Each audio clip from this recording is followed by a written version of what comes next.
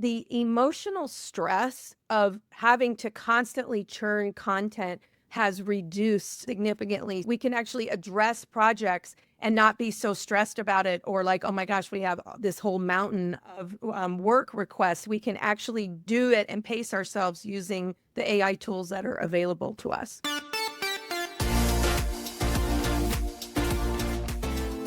Right now, almost every higher ed team is experimenting with AI in some way.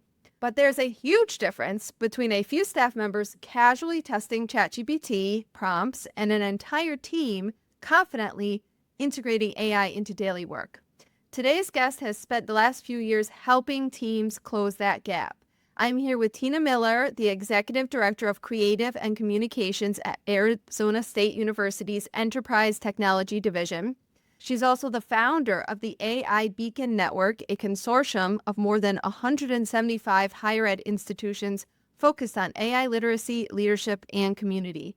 She's here to share what she's learned about leading teams through AI adoption, and we're going to explore what enrollment marketing and missions teams can learn from that process. Tina, welcome to the show. Thank you. I'm so excited to be a guest on the application. I am so excited to have you. I was able to meet Tina recently at a retreat called Let's Go Upstate, where a bunch of us from all over the country gathered in Saratoga, New York for a few days of just wellness. And what else would you say, Tina? It was completely different professional experience than I've ever had. Yeah, well, other than sitting on the porch, and getting to know everybody personally, I think it was great because we're always so taxed with when we're networking that we have to be in business mode, and Yes, it was yeah. really nice for 30 of us just to kinda hang out for a few days and get to know each other personally. Because I think that that's really where the magic happens is when you get to know people on a personal level and see what you have in common. And when I found out about the AI Beacon Network, I joined immediately. Yes? And I was so excited to have Tina here with all of us on the application. There's so much that we can learn from her. So let's get into it. Tina, you achieved 100% AI adoption on your team. What does that actually mean in practice? And why did that matter in terms of it being a benchmark?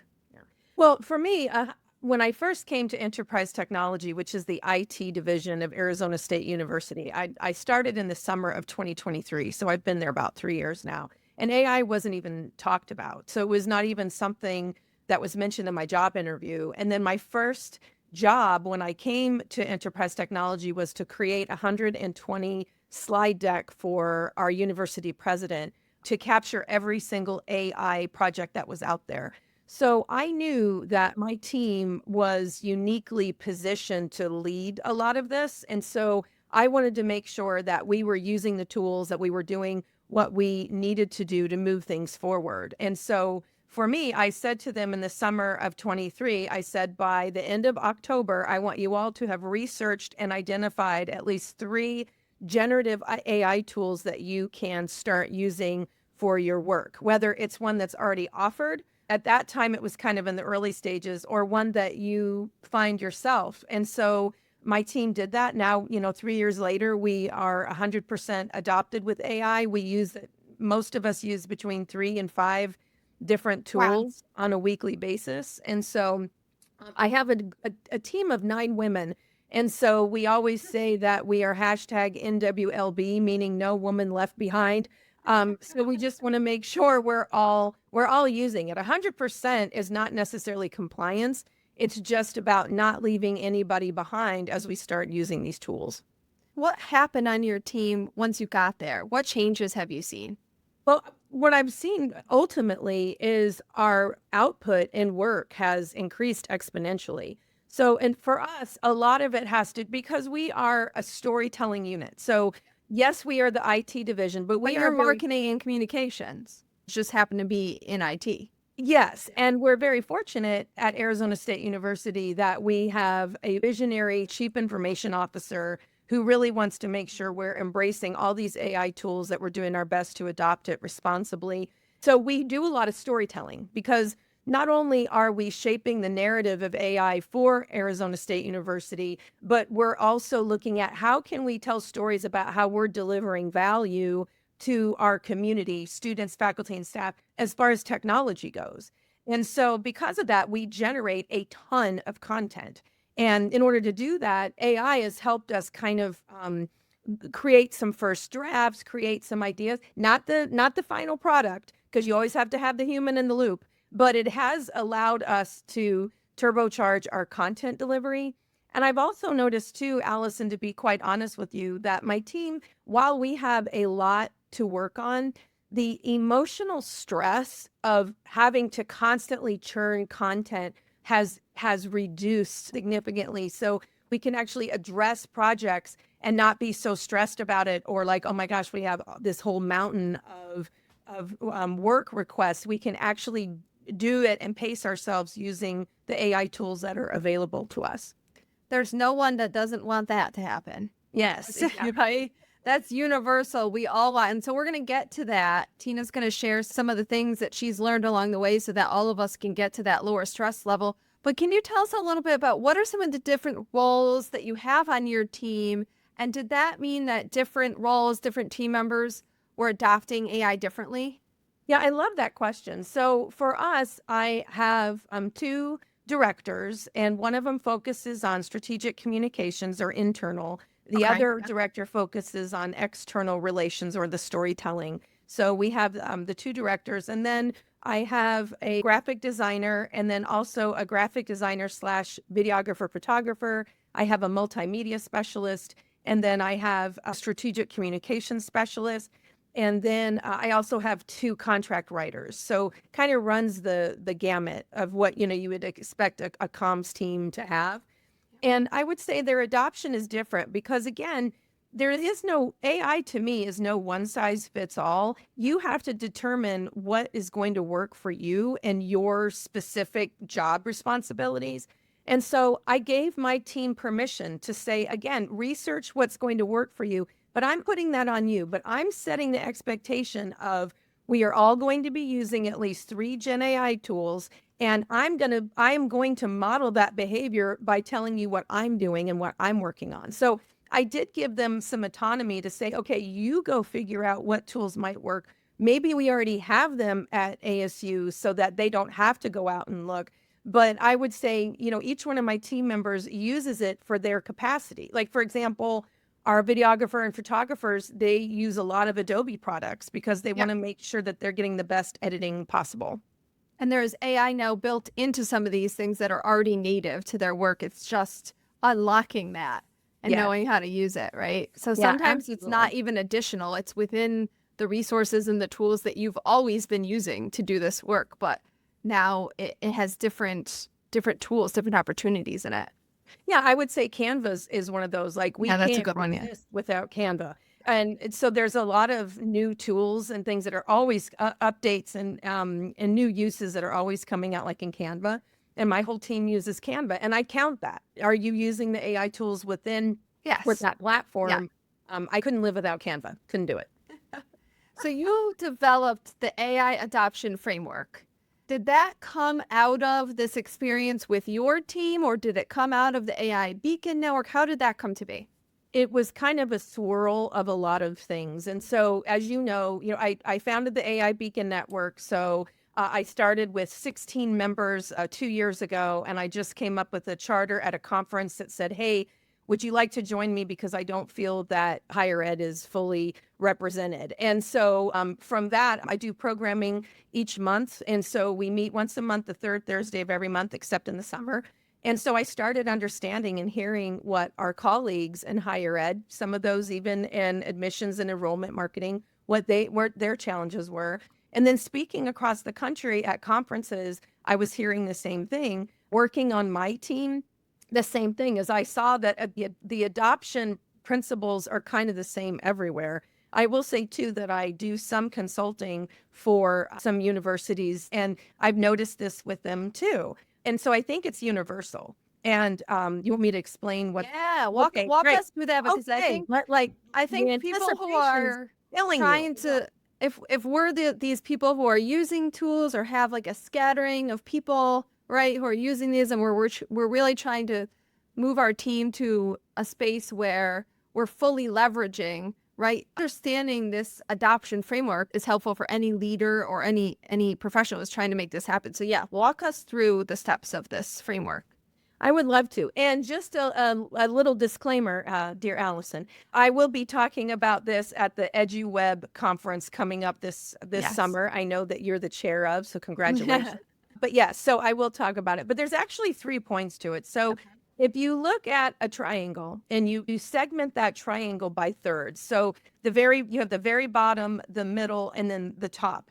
And so at the bottom is strategy. That has to be the foundation. So you have to look at as far as what are you actually trying to accomplish? Where does AI serve the mission of your institution, of your team? But without that layer, AI adoption is just chaos. So before you get to where you're going, you have to know where you're going and why you're doing that. So that bottom layer is strategy. You know, one of the organizations or institutions I'm working with, they're like, we want to bring this to our team, but our strategy is we want to make sure that we are creating program content that's going to be helpful, that will be able to be found in search. We want to make sure that our social media is higher in engagement as it has been.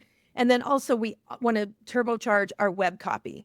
So in the enrollment world, for instance, we're trying to use relationship-based recruitment to make our enrollment goals, stuff like that. And it's really about how AI is going to power that to happen.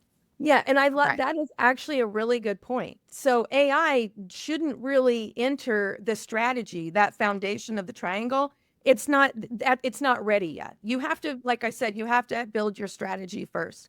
And then in the middle is what you have are the people. So who are your early adopters that can be champions? Who's afraid and what specifically are they afraid of? You know, there's a lot of negativity about AI right now, students booing commencement speakers, things like that. But to me, AI adoption is a change management opportunity. It's not a tech rollout or tech tool rollout, and it's certainly not a vendor sales pitch disguised as a professional development opportunity. And so for me, you have to get good with the people. And that's what I did. I met with every single one of my members individually and said, what are you afraid of? What are you excited about? What obstacles can I remove for you? So that the people really are on board or at least know what's expected of them. And so you've got strategy in the bottom, you've got people in the middle, because that's the next step.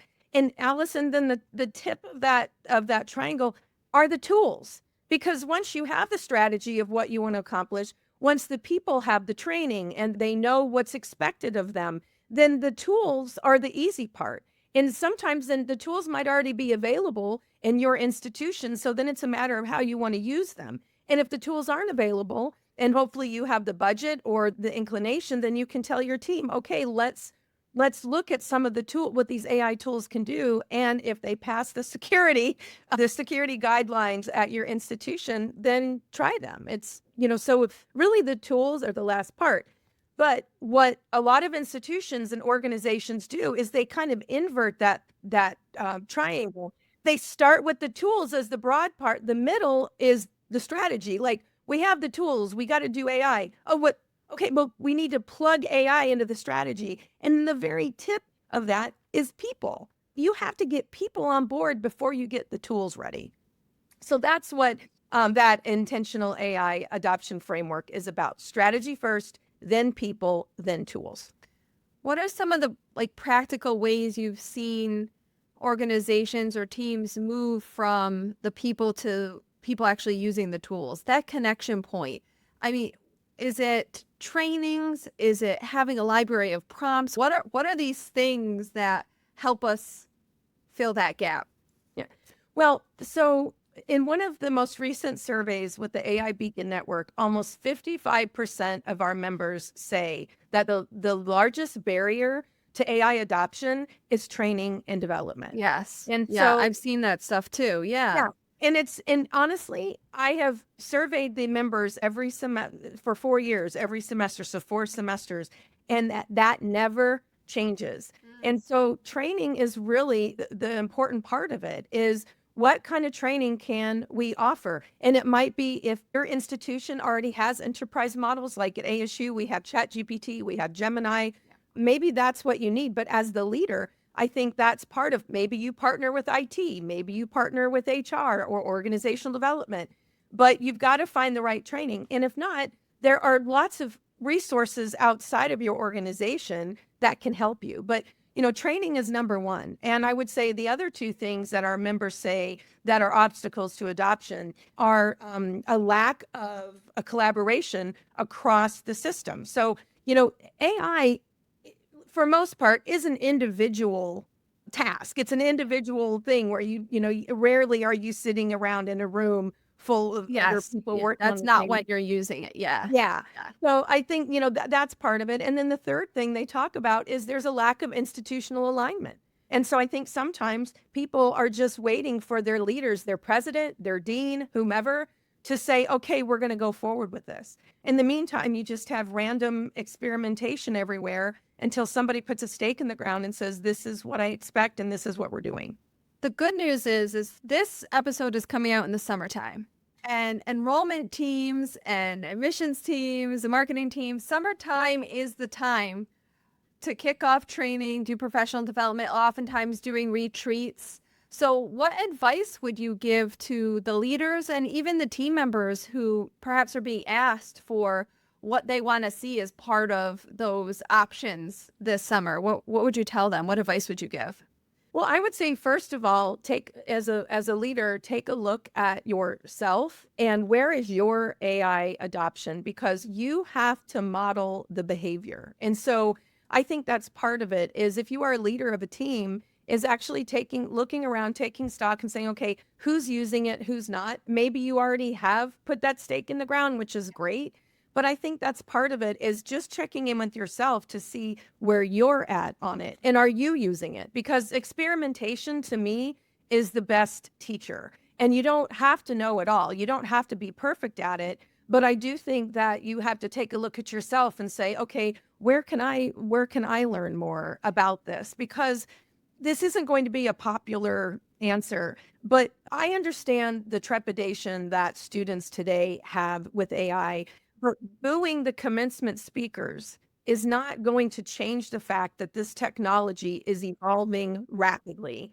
It's going to come first to, you've heard me say this before at the retreat, marketing and communications professionals are the ones that are going to be responsible for it. And so, the best time to to bring AI adoption to your team was 2 years ago. The next best time is now, today, Right now. summer. This stuff. Yes. Yeah. Yeah. Yeah. I was thinking that I was writing down the questions that you were saying in the beginning, and I thought they might be good prompts, even in groups. What are you excited about? What makes you nervous, or what makes you scared with it? Right. And maybe even diving into, what are the bottlenecks? What are the things that are most stressful about our work right now? And maybe we can tackle it from that standpoint. So if we can name those things, okay, how can AI perhaps alleviate some of those things? The things that we don't enjoy about our work. And that might be a way to help transition people who might be more trepidatious about it. Well, and I would say too, look for, and I did this with my team, and I do this with myself too, is look for things that you might be delaying, or that, that you are putting off doing, because there may be a way that AI can help that. What I ask with teams and people I work with is, what is one of your specific pain points? What is something that you're delaying working on, or is repetitive, that just drives you nuts? Repetitive. I like that. Yeah, and then have AI, find a way. So this is actually from the book, The AI-Driven Leader, and it's a book by Jeff Woods. And so what Jeff talks about, here's a little thing of the book. And so I have marked up my book and everything, but he talks about the CRIT framework, and it's CRIT. And so what the C is, it's context. And so you want to give the model, whether you're using ChatGPT or Claude, whom I love, or Gemini, whatever your model is, you want to give it context. So you could say, I'm a dean of enrollment and marketing at a higher education institution. I want to build a data-informed recruitment funnel strategy for the upcoming enrollment cycle. I need help thinking through the full funnel, from awareness to deposit, in a way that reflects our specific student population, competition, and institutional strengths. So you got to give it some context. That's the C. The R is role. And so you could say, act as a senior enrollment strategy consultant who has built recruitment funnels for regional community and technical colleges. So give it a way to actually look at it. So that's the R. The I, which some people do and some people don't, but the I, to me, it's interview.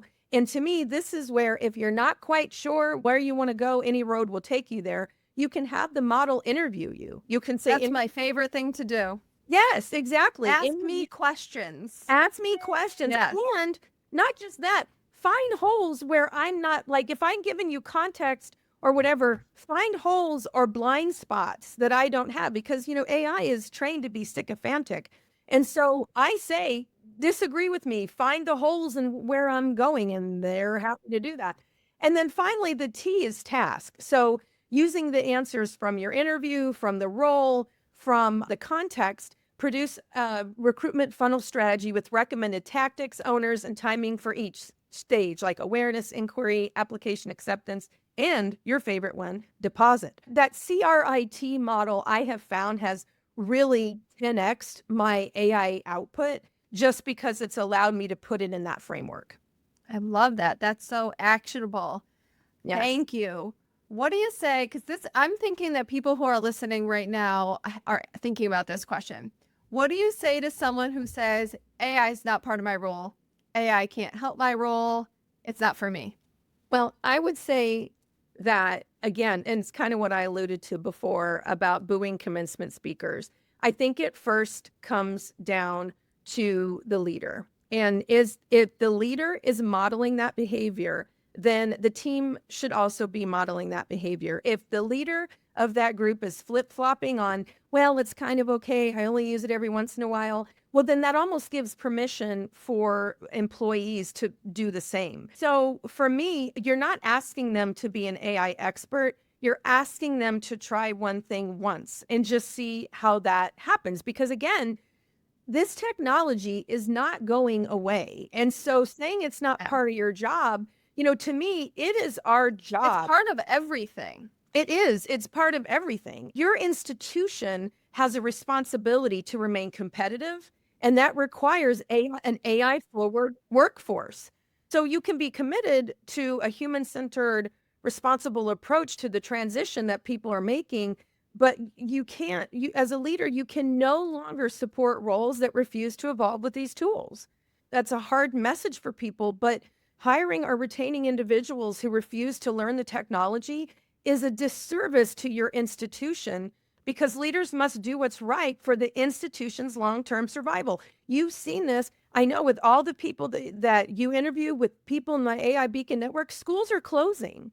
And to me, AI is what can help kind of formulate how you can safeguard against that.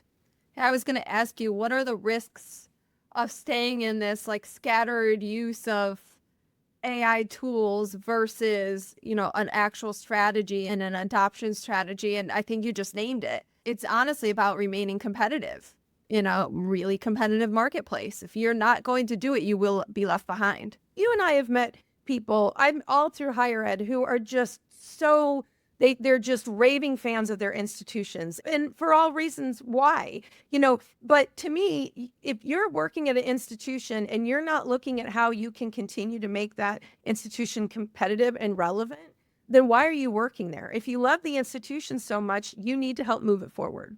And if an enrollment marketing or an admissions leader is listening today and they want to make this move, okay, what's the one tiny step that you recommend? What do they start doing as soon as they finish listening to this podcast, or something they can put on their calendar tomorrow? What's the baby step? Honestly, I think you just hit it, and we did not practice this, but I do think that, I think you're right. I think that you need to, as a leader or as anybody, whether you're an admissions leader or whomever, it's kind of the same. It's universal. Start putting time on your calendar, even half an hour. I would say more than that, but for people just starting out, put a half an hour on your calendar every week so that you can just work with the AI, learn it, or find an AI accountability partner. That's what I have two of them, one in Central Media Relations at ASU, one on the brand team. And we meet every 2 weeks and we just talk about what each other is doing. So, put time on your calendar. That's good. And then just start asking. If you don't know, just find an AI buddy, or just start asking the hard questions is how we can bring adoption onto the team. I have one. Join the AI Beacon Network. Oh yeah, yeah. Raise money and sell our own network, but I'm selling it for it's a great first step. All right, let's wrap it up. I've got a lightning round for Tina. Okay, let's wrap it up do with the lightning round. Allison. Okay. I'm ready. Biggest AI myth in higher ed. I would say what you and I just talked about, that to me, the biggest myth is that AI adoption is primarily a technology challenge or issue. It's really a leadership, cultural, and behavioral change challenge. The most underrated AI skill. By far and wide, curiosity. Love that. I think that's, by the way, the most underrated skill, period. Yes. I think that's agree. like I look for that when we're hiring. Curiosity is so key. Yeah. A leadership habit that accelerates adoption. Model the behavior that you want your team to replicate. So when leaders openly use AI and share what they're learning, or even share some of the foibles or mistakes that they've made, it makes the team feel that they can also experiment safely. One thing that institutions or teams are totally overcomplicating about AI. Well, it's what we just talked about is what getting started or waiting for permission. So Yeah. you don't need a perfect AI strategy. And I'm talking out of both sides of my mouth here, but you do need a strategy, but it doesn't have to be perfect. I mean, pick a workflow, test responsibility, and learn and go from there. All right, that you just named my last lightning round question. One AI workflow every team should experiment with. Creating GPTs. We have created GPTs in the institutional brand voice. I've created one in the voice of my chief information officer so that I can readily have messages written for him for reporters. And even one of the members of our AI Beacon Network, she works for Augustana College in Rock Island, Illinois. Your listeners would probably be interested to know that she created a bunch of custom GPTs for the different student personas that they have. So when they go to write messaging or they're trying to write program details, they'll go to these GPTs because they're already custom made to be like that specific student profile. I love it. Tina, thank you so much. And thank you for bringing the AI conversation into a more practical space. So I think we end up in like a hype space with AI adoption instead of like actionable and practical. So thank you so much. You're welcome. Thank you for having me on the show. I'm always thrilled to have conversations with you, and I look forward to seeing you in July. Same here. And we'll have in the show notes how to join the AI Beacon Network and how to get into contact with Tina. Thanks everyone for listening. If you enjoyed the show, share it with someone and make sure to review it wherever you listen to your podcast. Thanks.